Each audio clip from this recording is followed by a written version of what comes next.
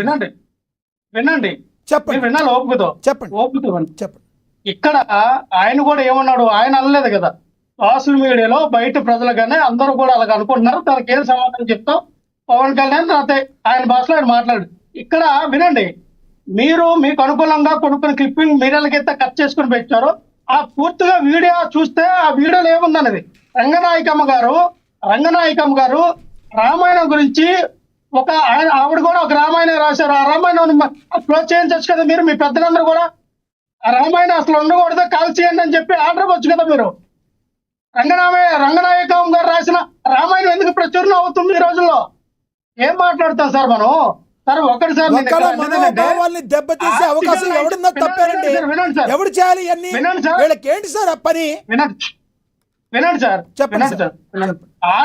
Article 19 ప్రకారంగా ఏదైతే పౌర హక్కులు ఎవరికైతే ఈ భారత రాజ్యాంగం ఇచ్చినటువంటి 6 ప్రాథమిక హక్కుల్లో ఒక హక్కు ఈ freedom of speech and expression ఏదైతే ఇది ఉందో, దీని పరంగా ఎవరైనా సరే వాళ్ళు రాత్రి ప్రకారంగా కానీ లేదంటే వీడియో ప్రకారంగా కానీ ఒక పత్రిక పెట్టుకొని వాళ్ళు ఆ పత్రికలో రాయొచ్చు, వీడియో చూపించవచ్చు, లేదా మాట్లాడే వాళ్ళ యొక్క మాట్లాడే బూతులు తిట్టొచ్చు, బూతులు తిట్టొచ్చు. సో దాన్ని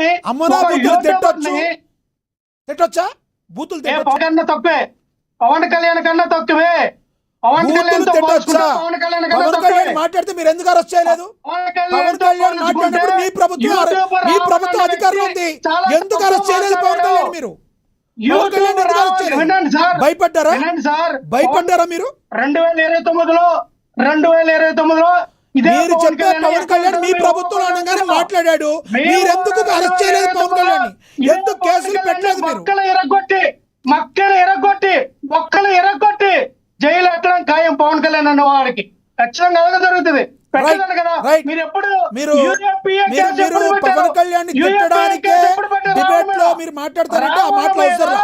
ఒక మాట వినండి, మీ టార్గెట్ ఓన్లీ పవన్ కళ్యాణ్ తిట్టడానికి అయితే ఆ రావణ్కి ఏది పట్టిందో మీ రేగడి మీద కూడా అది పట్టే అవకాశం ఉంటుంది. మీరు మాట్లాడేది ఆచితూచి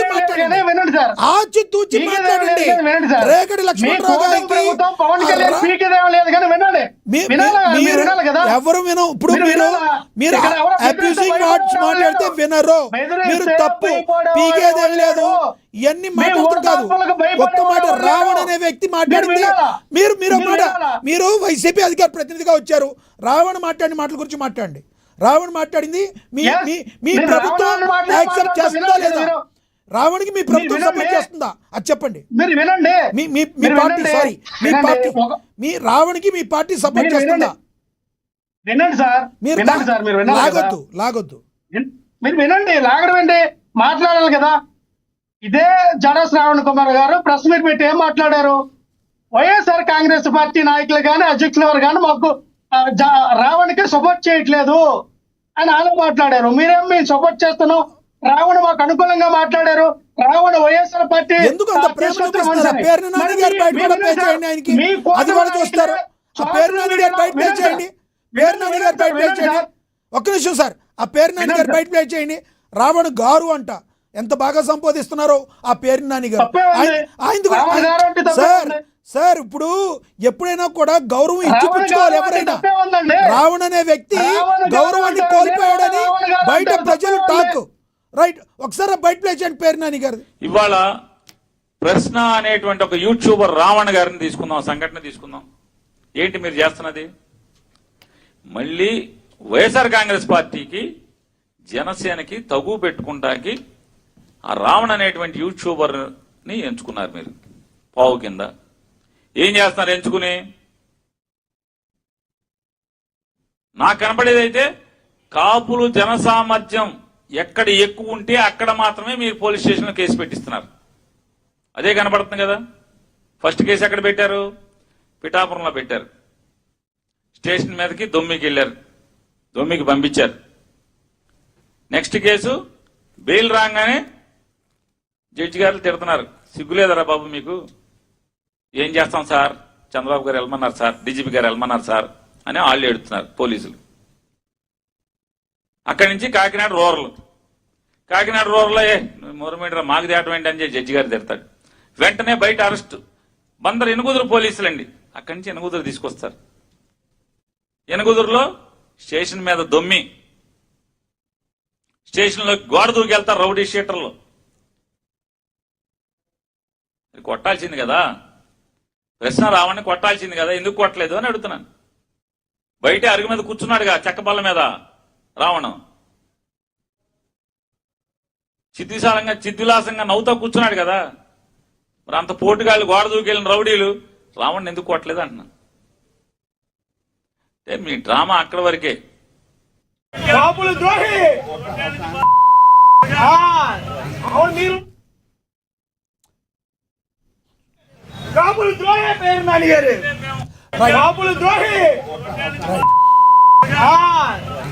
రైట్.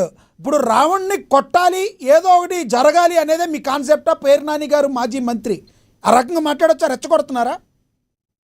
ఎవరు రెచ్చగొట్టారు సార్? అసలు మీరు పోలీస్ స్టేషన్లకి ఎందుకు వెళ్ళారు? జనసేన పార్టీ కార్యకర్తలందరూ కూడా ఏ అవసరం? మీరు వైఎస్ఆర్ కాంగ్రెస్ పార్టీ మాజీ ఎమ్మెల్యేలు మినిస్టర్ ఇంటి మీదకి వెళ్ళి దాడులు చేస్తారు, అలాగే పోలీస్ స్టేషన్ల మీదకి వెళ్ళి దాడులు చేస్తారా? ఏంటి ఈ దారుణం? ఏంటి ఇది? ప్రజాస్వామ్యం అనుకున్నారు ఏమనుకున్నారా? దేనికి వెళ్ళారు మీరు? పోలీస్ స్టేషన్ల మీదకి వెళ్ళి దాడులు చేయడం ఏంటి? ఎందుకు సార్? అదే అంత ఈ అవసరం. ఆయన మాట్లాడాడు అనుకోండి, ఆయన తప్పే మాట్లాడాడు అనుకోండి, ఆయన మీద కేసు పెట్టారు కదా, జడ్జిస్ ఆయనకి వాయిదా బెయిల్ మీద బెయిల్ ఇచ్చారు కదా. సరే బెయిల్ వచ్చేస్తాయని చెప్పి రాజద్రోహం కేసు వేశారు. ఏమో మరి ఆయన చేసిన రాజద్రోహం నాకేం తెలియదు, కానీ యూఏపీఏ చట్టం అంటే అన్లాఫుల్ యాక్ట్ పెట్టి ప్రివెన్షన్ ఆఫ్ యాక్ట్, ఏంటి యాక్ట్ చేశారు నాకు అర్థం కావట్లా. మరి ఆ యాక్ట్ అనేది అసలు ముందు రాజద్రోహం యాక్ట్ అనేది పవన్ కళ్యాణ్ గారి మీద వేయాలా?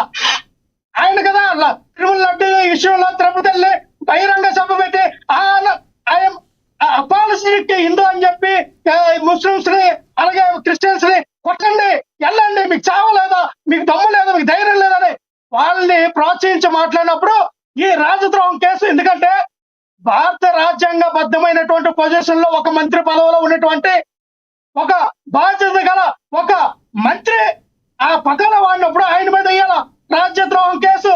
రైట్. ఎవరిని రచ్చుకుంటారు? పవన్ కళ్యాణ్ అని. రైట్. ఏంటి సార్ మీ అభిప్రాయం అర్థమైంది.